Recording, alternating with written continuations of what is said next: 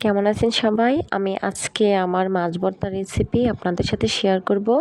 আমি এখানে 2টি বড় বড় পেঁয়াজ নিয়েছি, তারপরে 3টা কাঁচামরিচ, পরিমাণ মতো ধনিয়া পাতা সব কিছু কুচি করে রেখেছি। এখন আমি পরিমাণ মতো লবণ দিয়ে এগুলাকে মথে নেব।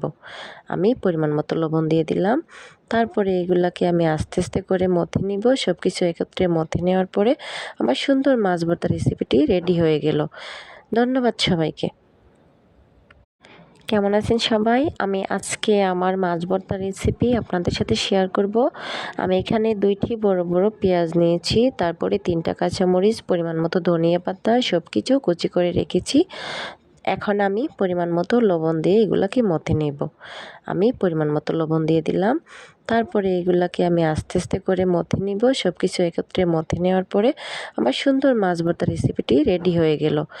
ধন্যবাদ সবাইকে।